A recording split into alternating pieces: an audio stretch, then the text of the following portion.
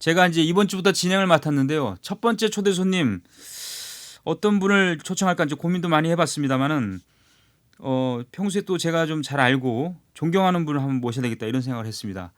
거기에 맞는 분인지는 잘 모르겠습니다만은 오늘 언론인 출신입니다. 저한테는 언론계 선배이신데 재벌 문제 또 경제 문제에 대해서 아주 연구를 많이 해오시고 있는 전문가를 한번 모셨습니다. 언론인 출신의 재벌닷컴 대표 정선섭 대표를 오늘 이 자리에 모셨습니다. 대표님 안녕하십니까? 네, 안녕하세요. 네.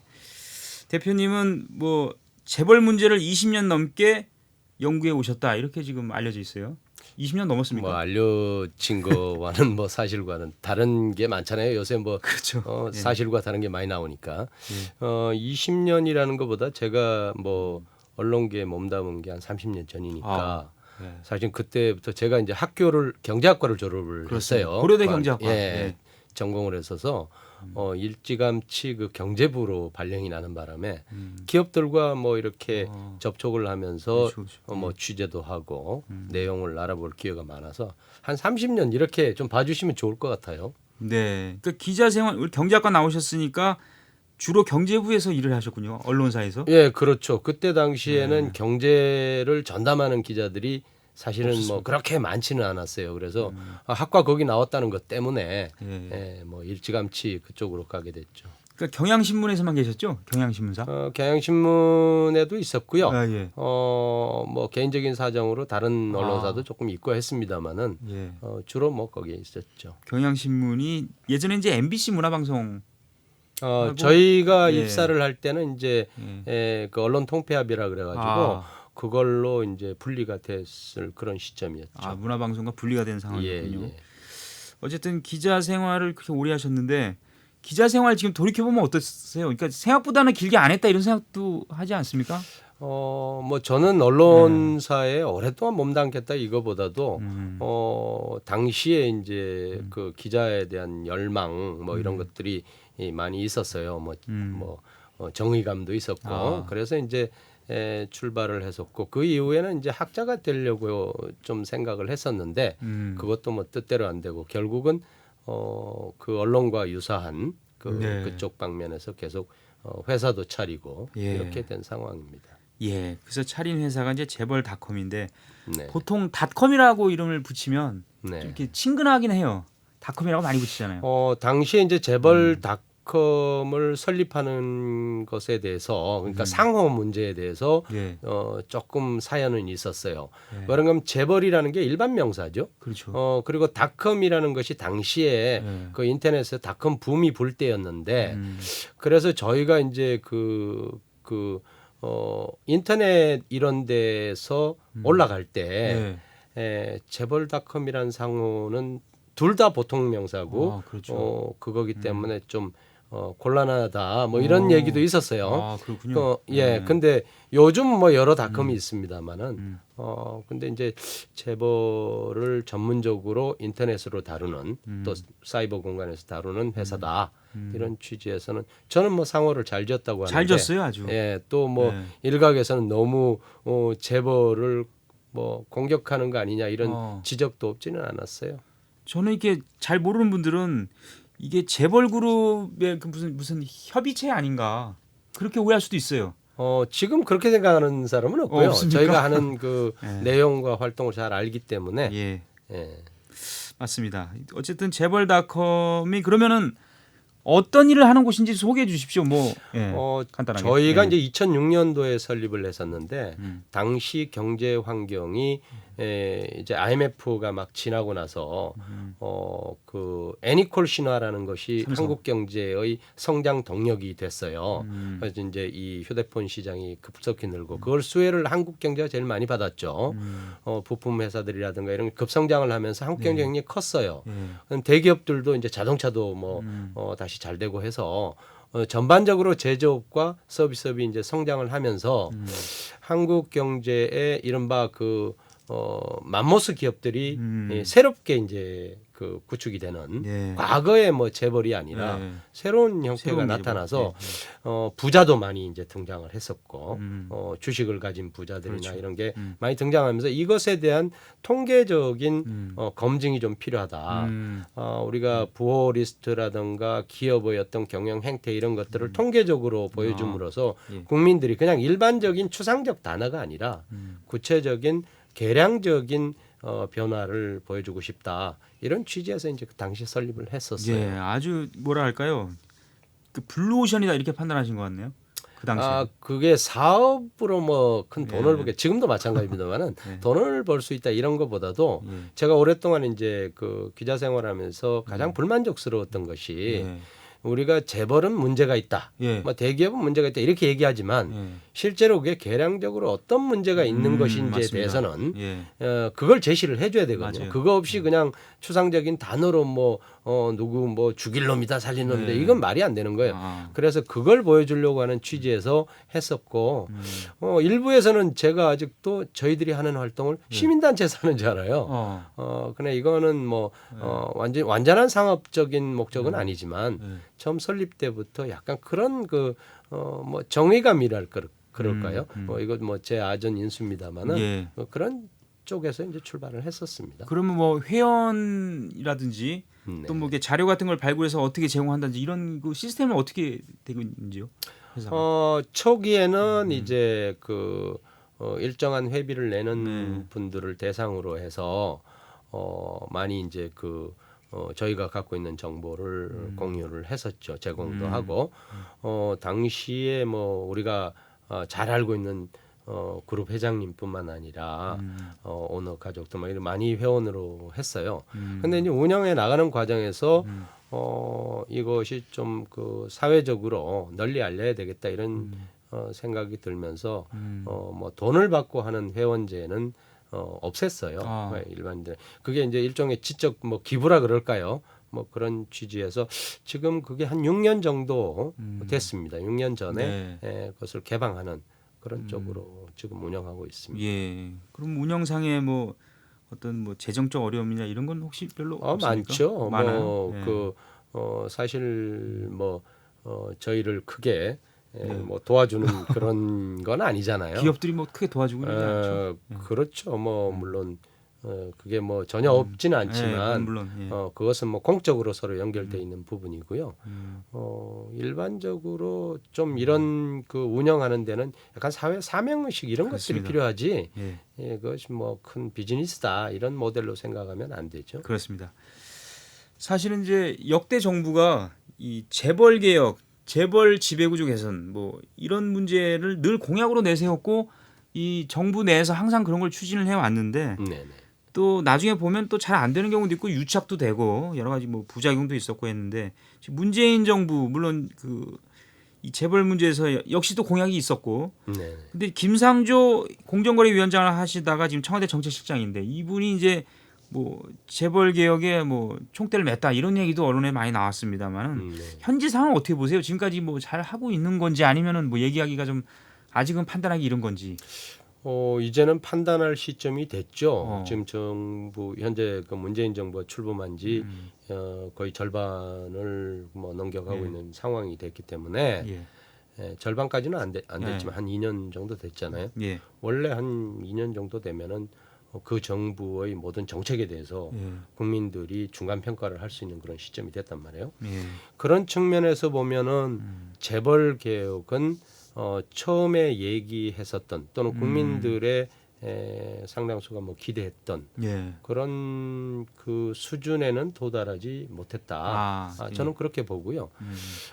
이거 뭐 개인적인 의견입니다만은 또 다른 의견을 갖고 계신 분들도 있겠죠.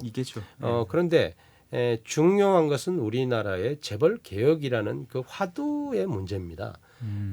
왜 그런가 하면 제가 그 30년 전에 언론계에 그 발을 내디뎠을 그때도 재벌 개혁이 있었어요. 그때도 재벌 개혁이란 말이죠. 그리고 90년대 뭐 정권 교체기라든가 사회의 중요한 어떤 부의 불평등 문제가 제기될 때마다 재벌 개혁이라는 것이 이슈로 등장했습니다. 제가 한번 꼽아 보니까 한 20배 정도 되더라고요. 이게 언론 쪽에서 크게 화두로 잡았던 적이.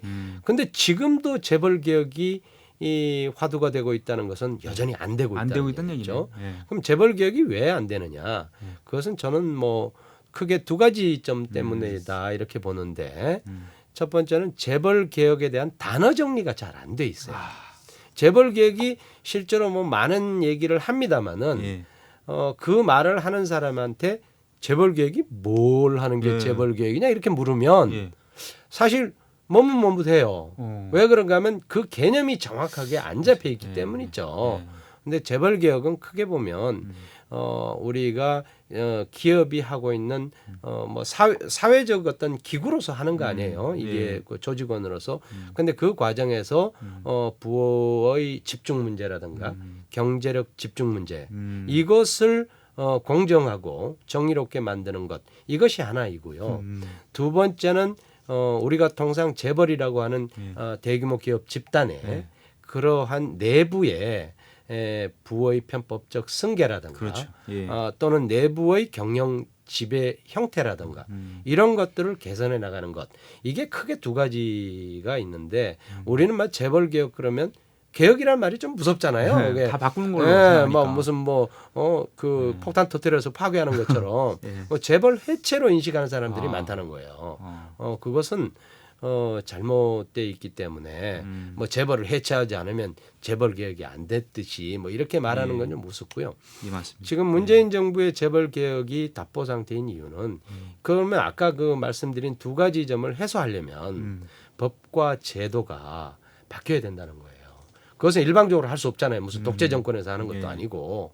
그러다 보니까 이 법과 제도는 국회에서 또 이제 이루어져야 되잖아요. 그러니까 법과 제도가 이런 그 시스템에 의해서 바뀌어야 되는데 그것이 어느 쪽에선가 막혀 있기 때문에 문재인 정부로서는 하려고 해도 그건 비단 문재인 정부의 문제가 아니죠.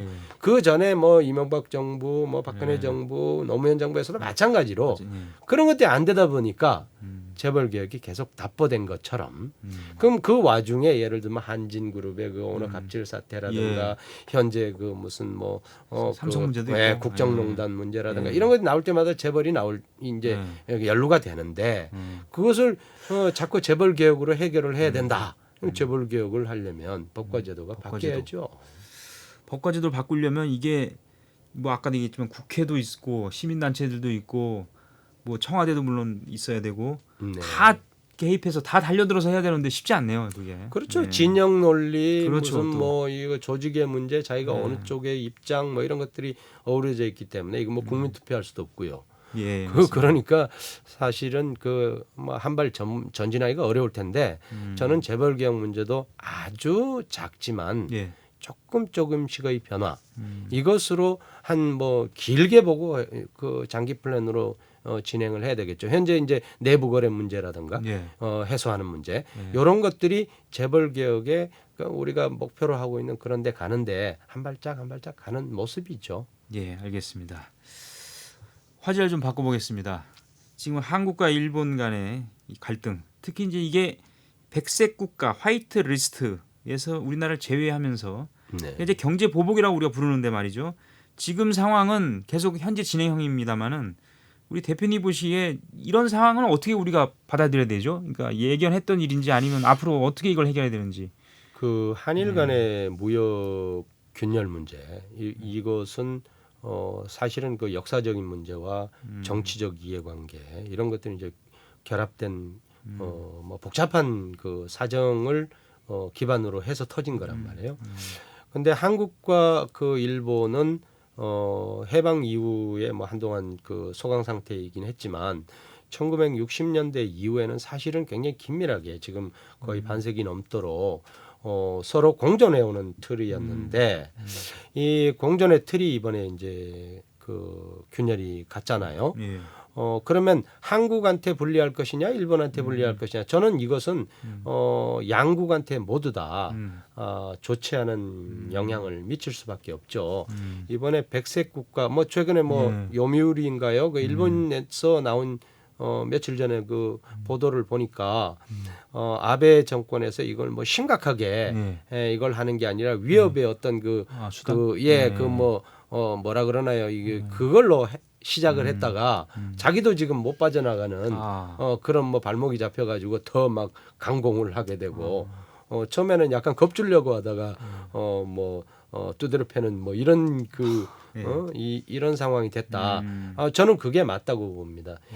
그 아마 그 언론 보도가 굉장히 그 정확할 거예요. 아베 정부에서도 자신들이 알죠. 예. 한국이 일본 경제를 운영하는데 얼마나 중요한 파트너라는 걸 알죠. 예. 우리는 뭐 물론이고요. 예. 그런데 한국과 일본의 경제 관계를 보면 그동안에 이제 분업화가 됐었는데 일본은 소재와 어떤 그런 쪽으로 많이 갔잖아요. 이제 뭐 옛날에는 이제 실제로 완제품을 만들어서 세계 시장을 점령을 했지만 일본은 그런 쪽에서 많이 빠져나가 있단 말이에요. 그리고 완제품은 이제 우리가 만들고 그렇죠. 예. 이런 거였는데 이게 지금 최근에 이제 이런 사태가 터지면서 양쪽 국가의 경제 운용에 상당히 예. 이제 곤란한 상황이 오지 않았나. 전체적으로 저는 그렇게 봅니다. 예. 그래서 사실은 이제 정부 내에서 이런 얘기가 나오더라고요. 소재 부품 산업 같은 경우 자강론이라고 있어요. 네. 그러니까 이게 전화위복의 계기로 삼자. 우리도 일어서자 이번 기회에. 우리도 홀로 설 수 있다. 뭐 이런 얘기 하는데 그럼 기업들이 근데 반응이 썩 좋지 않은 것 같기도 하고 그런데. 말씀드렸잖아요. 이게 국제 관계는 지금은 다자간 무역 시대가 돼 있고 그런 상황에서 옛날처럼 무슨 뭐 진영 논리가 있고 이런 게 아니단 말이에요. 그렇죠. 그런 상황에서 누군가 자립 경제를 만들기란 어려워요. 그러니까 뭐 초기에 그 생산부터 시작해서 예. 소비까지 다 하는 이런 구조가 아니죠. 예. 어느 나라에선 어떤 걸 잘 만들 수 있으니까 특화돼서 하고 또 어떤 나라는 뭐 소재 부품을 잘하면 그쪽에서 맞습니다. 하고 예. 이렇게 해서 서로 뭐 특허도 주고받고 뭐 이렇게 해야 되는데 그것이 뭐 저는 자강론에 대해서는 뭐 반박할 생각은 없어요. 왜 그런가 하면 우리 경제의 자주 독립적인 그런 걸 구축하는 것은 바람직하죠. 어떤 위험이 왔을 때 내성이 강하니까. 예. 그런데 그렇게 되면 무슨 현상이 오나 하면 쓸데없는 일에 낭비를 하게 되는 거죠. 하지 않아도 될 일에 낭비하게 예. 되는 거 아니에요. 일본도 마찬가지고 그거는 우리도 마찬가지 입장이에요. 근데 뭐 우리가 지금 필요로 한 게 예를 들면 불화수소인데 네. 불화수소를 우리가 다 만들었다. 다 만든다. 네. 그럼 지금 개발해 가지고 몇 년이 걸린다 이 말이에요. 그럼 거기에 엄청난 뭐 몇 조 원을 돈을 쏟아붓는다. 결국은 나중에 그것은 우리 경제에 별로 도움은 안 될 거예요. 그러나 제가 기억하기에 말이죠. 예. 2000년인가요? 예. 이건희 그 삼성그룹 회장이 당시에 이제 왕성하게 예. 경영을 하고 애니콜 신화도 막 만들어내고 이런 상황일 때에 그 삼성이 갑자기 그냥 엄청 커졌죠. 예. 급성장을 했는데 그때 당시에 이건희 회장이 소재 부품 전문 계열사들을 만들겠다. 거기에 연간 5조 원 이상을 투입한다. 이래가지고 그래서 이제 만들어진 회사들이 삼성 SDI, SDI 지금 이제 SDI, 예. 삼성 전기 뭐 이런 회사들이 그런가 하면 전자와 관련된 소재 부품들을 아주 그 특화시키는 뭐 지금은 합병이 됐습니다만은 옛날에 제일모직 같은 네. 이런 회사들을 이제 소재 부품으로 키우려고 했어요. 근데 그게 실제로 잘 안 됐다고 됐어요. 저는 보는데 그 이유는 왜 그런가 하면 우리 그 삼성에서 자체적으로 개발하기 전에 싸게 사올 수 있는 데가 많았다는 거예요. 일본이나 뭐 해외에서 얼마. 그러니까 굳이 많은 비용을 들어서 할 필요가 없었다는 거죠. 맞습니다. 지금 그거를 우리가 이제 모든 기업한테 수직 계열화를 시켜가지고 소재 부품부터 완제품까지 다 만들어라. 그럼 그 기업이 버텨나기 힘들겠죠. 힘들죠. 예. 예. 알겠습니다. 결국에는 이제 이 문제를 외교로 풀어야 한다. 그러니까 강제징용 문제, 대법원 판결 여기에 대해서 일본이 이제 반발하고 있기 때문에. 근데 이거 대표님 보시기에 뭐 어떻게 풀어야 돼요? 그러면 외교로 풀어야 됩니까? 저는 뭐 이게 당장 이렇게 풀 수 있는 상황은 처음에는 뭐 한 6개월 가면 많이 가겠다 이런 생각을 아마 대부분의 전문가들도 했을 거예요. 근데 저는 지금 상황에서는 이게 그 뭐 처음에 어린애 뭐 이렇게 달래려다가 나중에 이제 뭐 큰 할아버지를 달래야 되는 이런 상황이 됐단 말이에요. 그러니까 상당히 시간이 좀 가야 될 것 같고 또 뭐 제가 가장 걱정스러운 건 문재인 정부 기간 동안에 이 문제를 해결하지 어렵지 않겠냐 이런 걱정도 좀 있어요. 왜 그런가 하면 이게 아베 그 정부에서 들고 나온 이런 주제들이 예.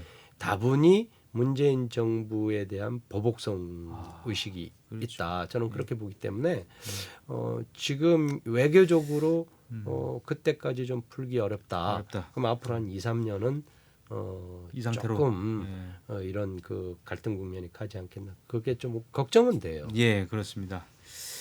지금 삼성 얘기 잠깐 하셨습니다만은 이번에 대법원이 그 국정농단 사건 재판에 대해서 최종 선고를 내렸는데 이재용 삼성 부회장이 경영권 승계를 목적으로 당시 박근혜 대통령과 최순실 씨 쪽에 사실상 묵시적 청탁을 했다는 거죠. 경영권 승계를 도와달라. 그래서 말 3마리라는 말이 이제 유행어 같이 됐는데 말 3마리를 이제 뇌물로 전달했다는 그런 판결이죠, 사실상. 네. 그래서 이재용 씨는 이제 집행유예였지만 지난번 선고에서는 실형을 살 가능성이 높다. 굉장히 오래 살 가능성도 높고 그렇다면 이게 삼성 입장에서 상당히 비상이 걸린 거 아니겠습니까? 어떻게 봐야 됩니까? 이런 상황을. 삼성으로서는 비상 정도가 아니라 아마 삼성 창업 이후에 총수가 이렇게까지 곤란한 지경에 이런 것은 아마 처음일 거예요. 2008년도에 삼성의 가장 큰 그 창업 이후에 어려웠던 그 사건이 있었는데 그때 그 김영철 변호사가 맞습니다. 이제 폭로를 하고 그러면서 삼성 비자금 사건 특검까지 이제 갔잖아요. 그때 당시에도 지금처럼 이렇게 위기 국면은 아니었죠. 왜 그런가 하면 당시에는 이건희 회장이 부재하더라도 이재용이라는 아들이 있었잖아요. 이른바 뭐 기본이라 그럴까요? 국본이 있었잖아요. 근데 지금은 이재용 부회장이 부재할 경우에 이를 대체할 총수를 대행할 그런 가족이 없다는 문제죠. 뭐 가족이 있지만 누나나 여동생은 안 됩니까? 뭐 될 수 있죠. 뭐 그런데 그걸 얘기하는 것이 아니라 그만큼 지금 이재용 부회장이 삼성그룹 내에서는 구심점이 되는 역할이 굉장히 중요해진 상황인데 이게 부재할 경우에 삼성으로선 경영 그 권의 어떤 위험이다 이렇게 우리가 해석은 하죠.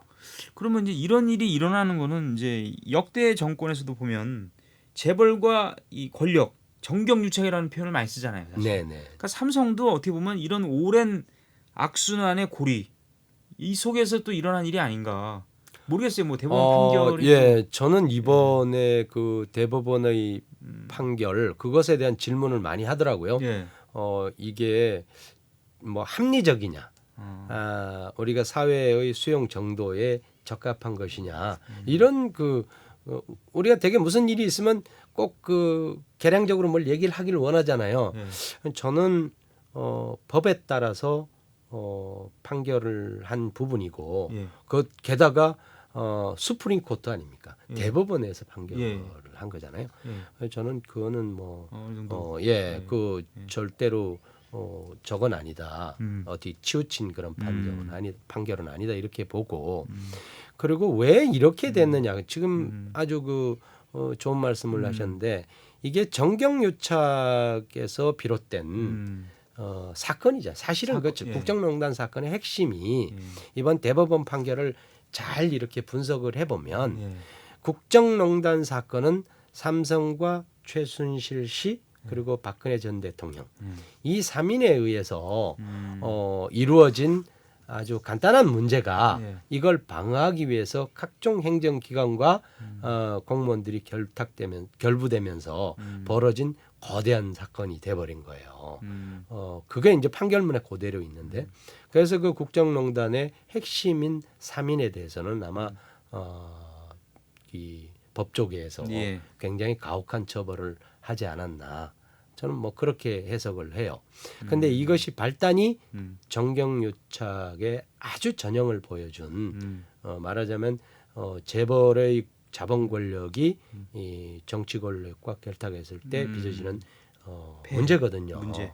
예, 이것들을 단절할 수 있는 그러니까 주의를 다시 환기해서 재벌들로 하여금 정치 권력과 결탁하는 일을 뭐 중단 뭐 단절하는 예. 그런 아주 중요한 계기가 되지 않겠나 그런 기대는 납니다. 앞으로 그러면 그런 악순환의 고리라든지 네. 정치 권력과 재벌의 올바른 어떤 관계 유지라든지 이런 게 될 수 있는 어떤 뭐 그게 있습니까 가능성이? 그 가능성에 약간의 그 뭐 빛은 봤다. 빛은 봤다. 이렇게 볼 수 있고요. 굉장히 그 경각심을 불러일으키는 그 어떤 그 터닝 포인트 전환점이 될 수는 있다고 봐요. 그런데 우리가 한국에서는 여전히 이제 행정 권력과 정치 권력이 인허가권이라든가 예, 그렇죠. 기업을 옥죄할 수 있는 그런 그걸 단추를 예. 뭐 항상 그 누를 수 있단 말이에요. 예. 그렇기 때문에 자본 권력에서는 뭐 또 결탁의 유혹을 계속 받죠. 예, 또 그러나 그렇죠. 예. 그것들이 정상화되고 해 나가는 데 있어서 상당히 중요한 계기가 되지 않을까 그렇게 봅니다. 근데 이제 이런 일이 반복되는 이유는 우리나라 재벌 구조에 아직도 좀 정상적이지 못한 구조적인 문제가 있는 거 아니냐. 그러니까 이런 걸 좀 고치면 되는 거 아니에요? 그러면 해결되지 않을까요? 사람의 마음을 재벌도 우리가 그 제가 재벌이라고 많이 얘기를 하는데 재벌도 정의가 필요해요. 예. 그런가 하면 재벌이 돈 많은 사람을 재벌이라고 하는지 아니면 뭐 몸집이 큰 기업 집단을 재벌로 하는지 이건데 재벌이란 말은 사실은 몸집도 큰 기업 집단이면서 그것을 움직이고 있는 사람 이것이 결부된 조직체를 재벌이라고 하거든요. 예. 이를테면은 뭐 간단히 얘기하면 포스코나 예. KT 같은 그런 주은 공기업 비슷한 이런 회사들은 재벌이 아니죠. 재벌이 아니고. 총수가 존재하는 거대 기업 집단 이것이 재벌이잖아요. 예. 그러면 그걸 움직이는 게 사람이란 말이에요. 예. 사람의 마음이 어떻게 될지는 솔직히 우리는 뭐 예측하기 힘들잖아요. 그 사람이 그렇죠. 자기 이익을 위해서 몰래 비자금을 만들어서 뭐 로비 자금으로 쓴다던가 그래서 또 뭐 자기한테 이익이 되게 한다던가 이렇게 되면 사실은 그 재벌의 부패라는 것은 끊을 수가 없거든요. 또 그거를 또 돈을 싫어하는 뭐 정치 권력도 없을 것이고 달라는 사람도 있을 것이고 뭐 이러다 보면 또 부패라는 것이 그건 우리만의 문제가 아닙니다. 예. 뭐 미국이나 뭐 선진국도 다 마찬가지죠.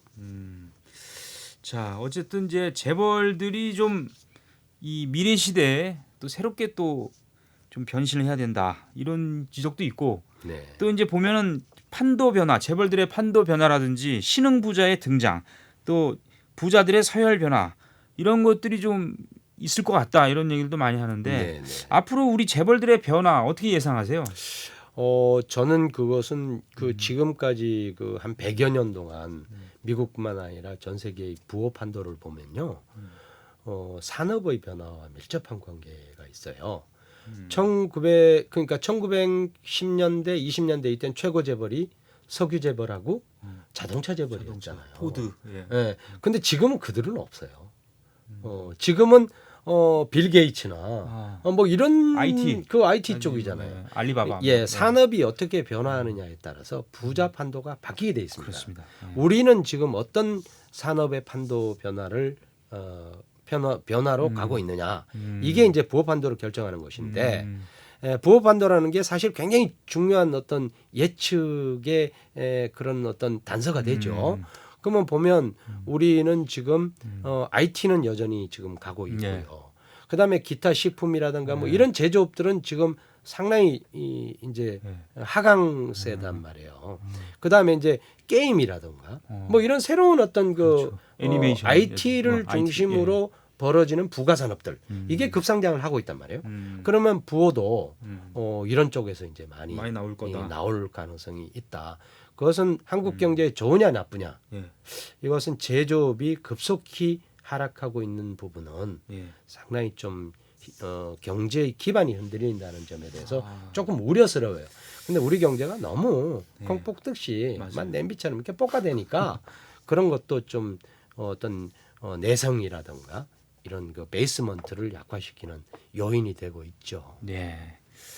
우리 대표님도 기자를 하셨으니까 알겠습니다만 그 경제 기사 보면 가장 많이 나오는 말이 이런 거예요. 한국 경제가 중병을 앓고 있다. 네. 지금 중환자실에 있다. 네. 뭐 산소호흡기를 꽂고 있다. 뭐 이런 얘기도 하고 먹고 살 만한 미래의 어떤 파이, 성장 동력, 먹을거리 이런 걸 찾아야 한다. 이런 얘기도 많이 나와요 기사에. 기사는 뭐 저희도 매일 접합니다. 그런 예. 류의 기사를.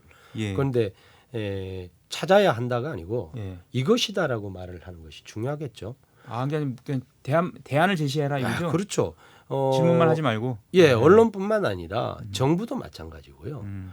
지금도 뭐 산업부나 우리나라 뭐 최고 뭐 청와대나 이런 데서 경제와 관련된 얘기를 하는 걸 보면 예. 위기다 말은 있고요. 말은 많아요. 찾겠다 의지만 있어요. 무엇이다라는 게 그게 아직도 설정이 안 되면 그거 설정해 가지고 결실을 보려면 10년이 걸리는데 아직도 지금 뭐 엉뚱한 일로 국력이 다 낭비되고 있으니까 제가 뭐라고 말은 못 하겠어요. 근데 지금 필요한 것은 어떤 목표를 설정하는 것이 중요하고요.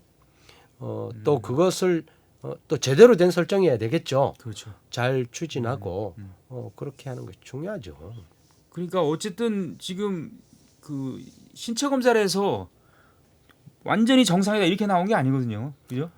아니 그거는 경제는 항상 중병을 항상 앓고 앓을 있습니까? 수밖에 없어요. 왜 그런가 하면 네. 자본주의가 발전할수록 빈부의 격차가 커지고요. 그 빈부를 균등화시키는 문제, 또 기업의 정상적인 뭐 천천히 상승할 수 있는 구조 이런 것들을 해야 되는데 그것이 그 최적의 조건을 만들기란 굉장히 어려워요. 그렇기 때문에 항상 중병이 걸린 것처럼 보이지만 계속 살아가야 되는 것이 또 우리 현실이니까. 맞습니다. 예. 우리 대표님께서는 이제 언론인 출신으로 지금은 이제 재벌 문제라든지 우리 한국 경제의 여러 문제들에 대해서 아주 식견을 많이 얘기하시는 전문가로 자리를 잡으셨는데 이제 남은 인생 내가 꼭 이걸 하고 싶다 이런 계획이 있으면 한 말씀 해주시죠. 아니 저는 뭐 그 제가 이 얘기할 수 있을 때까지 하고요. 예. 그리고 그 오래 가지는 않을 것 같고. 그렇습니까? 이거 안 한다는 얘기인가요? 그렇죠. 저도 이거는? 이제 뭐 나이를 먹어가고 하기 때문에 음. 또 젊은 세대가 음.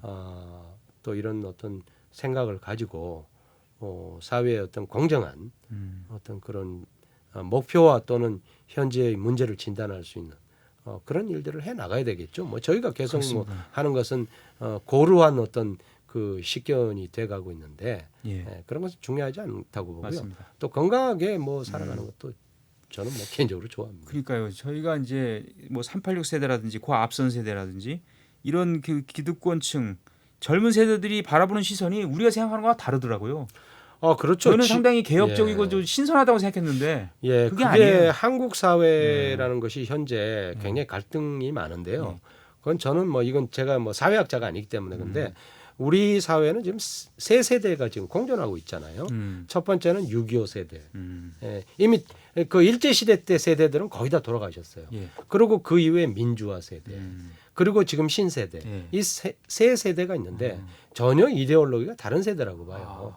저희는 이제 그 뭐 70년, 80년 이런 민주화 세대이고 현재 그 나라를 뭐 보수적인 생각을 많이 갖고 계신 분들은 6.25를 거치면서 이런 막 경제 개발을 했던 세대들이고 또 신세대들이 저는 굉장히 큰 문제라고 보는데 신세대들은 이 나라의 현재에 있는 대한민국에 어떤 지분을 많이 갖고 있지 않다는 의식이에요. 그러니까 민주화 세대는 민주화에 지분이 있다고 보고 또 6.25 그 세대들은 우리가 그 어려울 때 피땀 흘렸던 그런 지분이 있다고 생각하는 거예요.